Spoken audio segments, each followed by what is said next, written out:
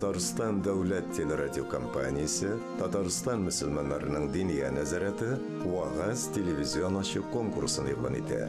Гаризалар 2023 елның 1 октябренә кадәр видео язма рәвешендә кабул ителә.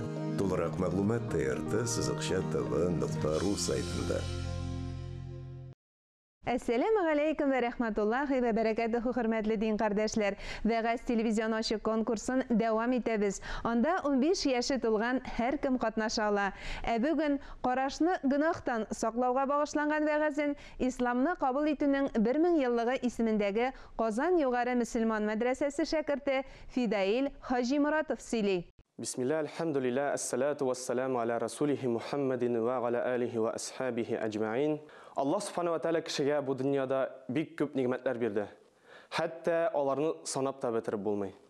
Kişi əleyğə nimetlerini hayırlı hem yaxşı maksatlarda kullanala, hem de şulayıq onlar yardımında günahlı ameller işlerge mümkün. Misal için, kişinin körü salati ul Allah'ın bir nimeti. Kişi күзләр ярдәмендә Allah Тәгаләнең барлыгын һәм бийеклеген күрсәтүче әйберләр күрә ала. Һәм дә шулай ук алар ярдәмендә гөнаһлар эшләргә мөмкин. Шуңа күрә Allah Subhanahu wa Ta'ala Коръәндә безгә күзләрне дөрес юлда кулланырга кушкан. Раббыбыз Subhanahu wa Ta'ala әйтә: "Аузу биллаһи минаш шайтанир раҗим. Куллил муъминина ягудду мин абсарихим ва яхфазу фуружахум, залика азка лахум. Инналлаха хабирун бима яснагун." Ягъни әйт ышанучы ирләргә үзләренең кайбер карашларын төшерсеннәр һәм гаврат агзаларын сакласыннар. Бу алар өчен күпкә чистарак. Шунлыкта Аллаһ алар эшләгән нәрсә турында белүче. Нур сүрәсенең 30-нчы аяты. Һәм дә шулай ук бу Аллаһның әмере хатын-кызларга да кагыла. Аузу биллаһи минаш шайтанир раҗим. Куллил муъминати ягъдудна мин абсарихинна ва яхфазна фуружахунна ва ла юбдина зинатахунна илля ма захара минха.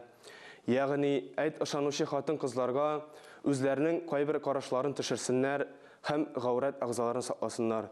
Күренгәннән кала йөз һәм кул шугы калган матрукларын күрсәтмәсеннәр. Allah Subhanahu wa Ta'ala иң беренче чиратта карашны һәм икенче чиратта гаврат агзаларын зинадан сакларга куша. Чөнки кешенең карашы белән гаврат агзалары арасында бер бәйләнеш бар. Кеше зинадан, ягъни никахсыз җинси мөнәсәбәткә керүдән үзен саклап калачак шул очракта, әгәр карашын шит хатыннардан сакласа һәм гөнаһлы нәрсәләрдән. Әдәм баласын зина кылырга иң беренче чиратта карашны шит хатыннардан сакламау этәрә. Әгәр дә кешенең карашы үзе дә теләмичә шит хатынга төшсә, яки капланмаган гаврат агзасына төшсә, мондый карашка гөнаһ язылмый. Чөнки Расулуллаһ саллаллаһу алейхи ва саллям Али радиллаһу анһу шулай дип әйтә: "Я Али, караш артыннан карашыңны ияртмә, ягъни бер артлы карама. Шунлыкта беренче караш синеке, икенчесе синеке түгел." Бу хадис Абу Дауд җинтыгында килә. Хадисның мәгънәсе шуннан гыйбарәт. Әгәр дә кешенең карашы үзе дә теләмичә шит хатынга төшсә, яки капланмаган гаврат агзасына төшсә, аңа гөнаһ язылмый. Әгәр инде ул моның гөнаһ икәнен белеп торып, икенче тапкыр караса, аңа гөнаһ язылачак. Кайбер кешеләр үзләрен Аллаһ Тәгаләдән куркучы итеп күрсәтеп, шит кешеләр алдында үзләренең карашларын гөнаһлардан саклаган булып кылыналар. Алар моны үзләренең абруен һәм дәрәҗәсен саклап калыр өчен генә эшли. Ләкин чынлыкта ике йөзле кеше гамәлен кыла. Allah Subhanahu wa Ta'ala мондый күзләрне Коръәндә хыянатчы күзләр дип атый.